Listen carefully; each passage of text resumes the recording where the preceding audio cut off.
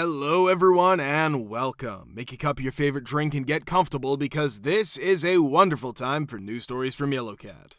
Send your own stories in the comments below and maybe they'll be in our new video. Subscribe to the channel if you're not subscribed yet. Let's get started. The most memorable fire me I frickin' dare you work moment you've ever had, part 3.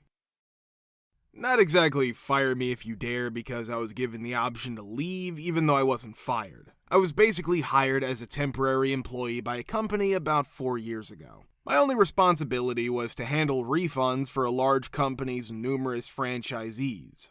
All refunds were handled centrally and the franchisees were responsible for paying the parent company back. When I first started, this task was a full-time job with exactly zero process involved. To put it another way, there was no proper logging of what was processed, no verification that anything made sense, and the temp only had the call center's word for it. If something went wrong, the temp didn't even have an email address to send a query to them.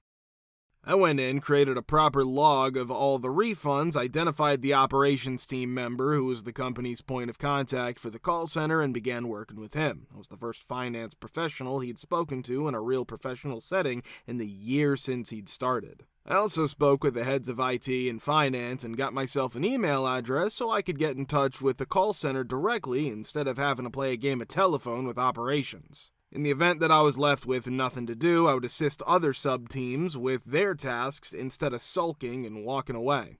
After a few months, I was given a permanent position as a junior receivables clerk, helping with their receivables and handling refunds.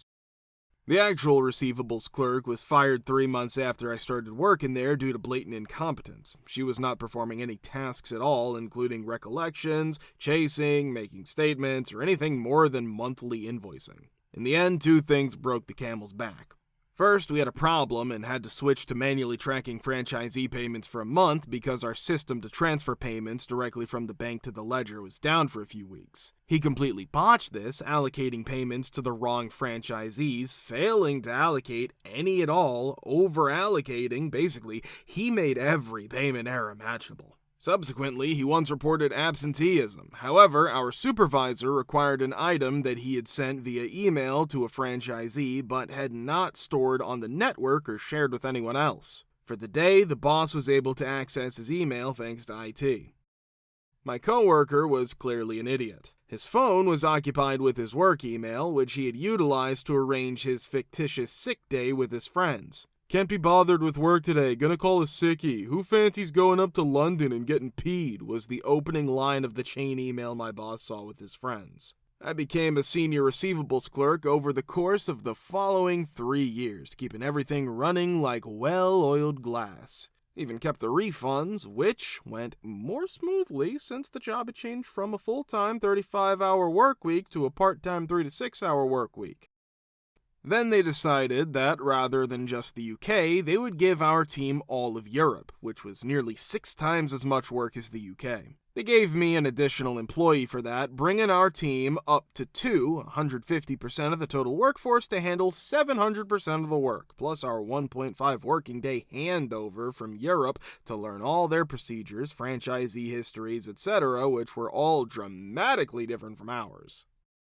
We had gone from being the best in the world system to the worst a year later. After I expressed my dissatisfaction and that working more than 50 hours a week was wearing me out, the HR head eventually approached me and said, "It's not gonna get better. You can take this package and leave, or you can stay, but if you do, your work needs to get better." I almost spat in her face for that because although she worked 30 hours a week, I was working 50, which was only 20% of what she earned. I departed half a year ago. They were on TV last week due to up to 6 months worth of overdue customer refunds.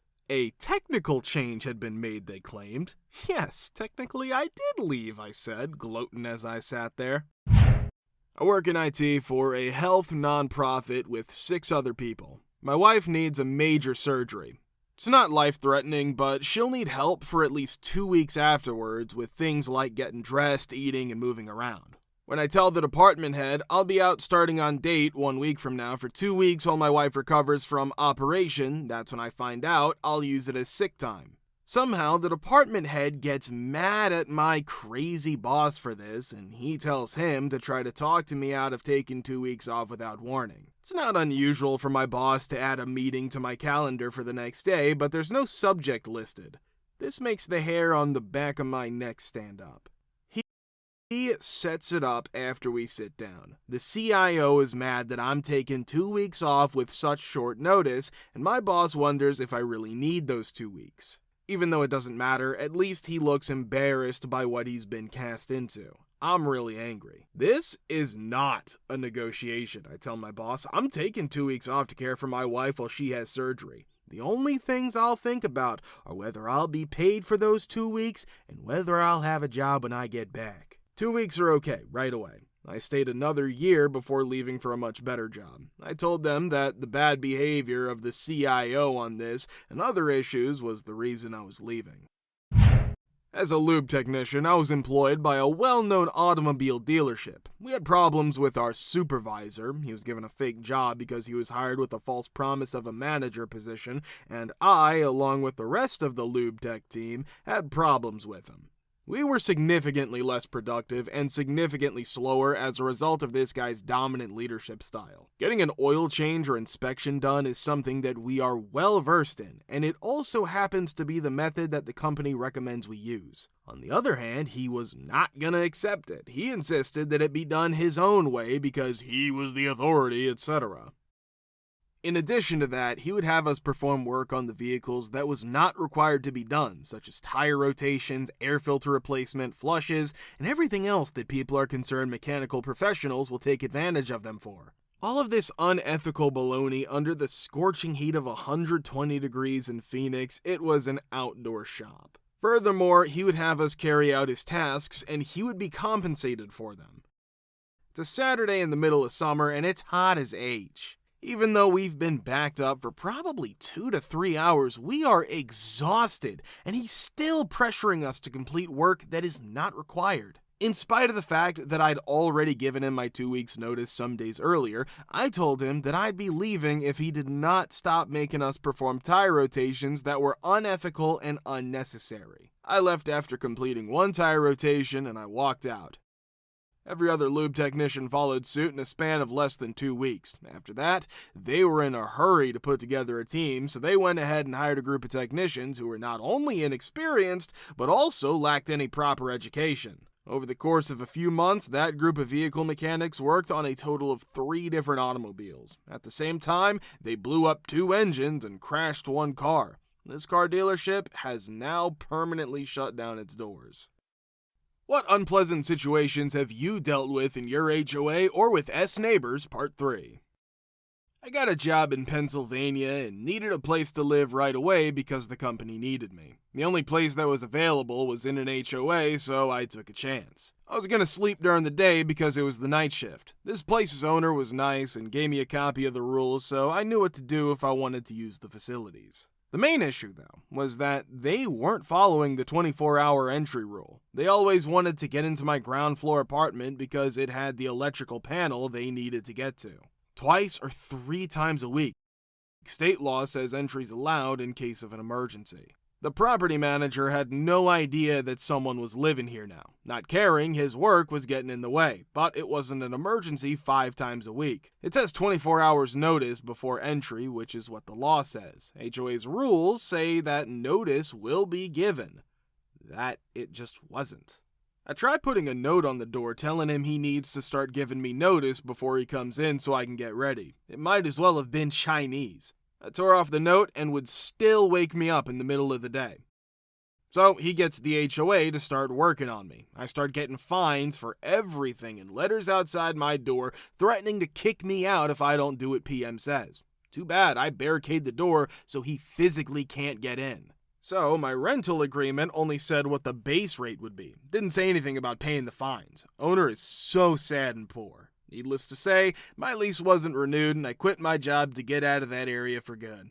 I didn't want to deal with that living situation or be around people who were so spoiled. I would never deal with an HOA again. Little background. My partner and I are in our early 20s and still pretty young. The dad of my partner lived in an HOA for a few years before he died suddenly last year. My partner moved in with him and took over the payments, but he didn't know much about HOA. After a few months, I moved in. We've been clearing up the house, remodeling it, and working with lawyers to change the title to my partner's name for the past year. We got a notice about a yard in July. Simple things like weeds and not enough grass or plants. Also, we could go to a hearing to give our notice. We did what they asked and didn't complain. Our yard isn't very big, maybe 75 square feet. We cleaned up, put in a lot of plants, and tried to get grass to grow. We didn't go to the meeting because we thought we did a good job and they'd be happy with it. Okay, we got a notice today that confirmed the fines of 2,000 naira and gave us 90 days to pay. When I called to explain what was going on, they said they'd call me back on Monday. Along with the notice of our fines, there was another one about different things in front of the house. I think the other thing is a table saw that the people who are remodeling have in our gate by the front door. They can't even try to fine us for something like that. I'm so mad right now. It took a long time to fix up the house, and now they want to complain about our yard while we're fixing up and remodeling everything inside? We're the youngest people in our neighborhood, but we don't do anything. We don't throw parties or make a lot of noise, and we only have people over to work on our house. I really think we're being picked on. I might be overreacting because this is the first time I've ever had to deal with something like this, but I don't get why anyone would choose to move into an HOA community. That's A.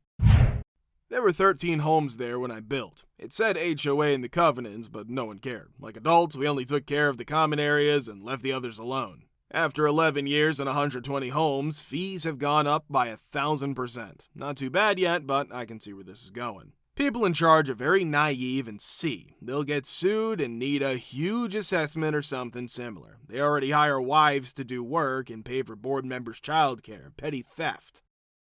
I won't bore you with scary stories. The developer played down the HOA when I built, and I fell for it. We're selling our forever home after spending 2 years planning it and making the neighborhood what it is today. The HOA has made me dislike the area and most of my neighbors. I could be getting old.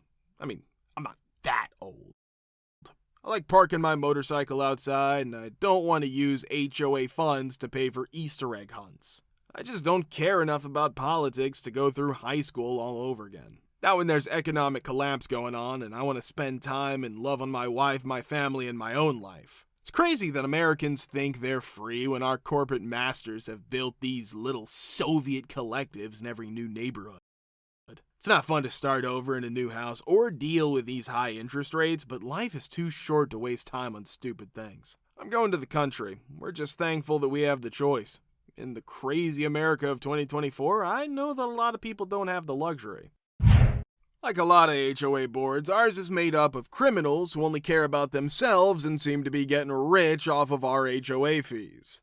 In short, we questioned them every time they did something that seemed to go against our agreement that they would use their job to work for us. No surprise, they used their power to get what they wanted and make rules that we don't agree with or agree to. We questioned the management company they hired to work for them. In the end, they were pushed away. They were also getting hit all over by the board, which made things worse. They were stuck and couldn't handle the heat. The next managers didn't make it. The board was too much for them. They're so bad that even the new ones can't stand them.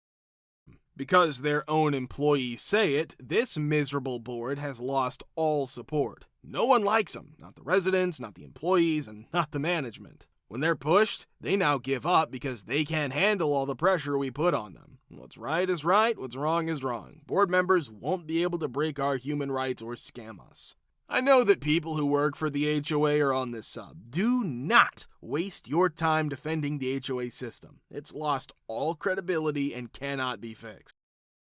I think you should get rid of all the boards and hire a management service to run the system for you. Everyone in the neighborhood gives a little money to help run it. Getting this done doesn't take much. The account where the money's put must be completely clear to all residents who are taking part. This is done in different ways by banks. People should only have to pay a flat fee. No other money should be taken from them. For instance, you shouldn't have to pay extra for a new key. It's easy to get a new plastic or metal key for less than $5, which can be used to pay the monthly fees. Take away the boards. Scam artists who want to take advantage of others always get into positions of power and use them to trick other people. If you want to watch the part 2, click the link here. We're very, very glad to see you all in the comments. Many, many thanks for support.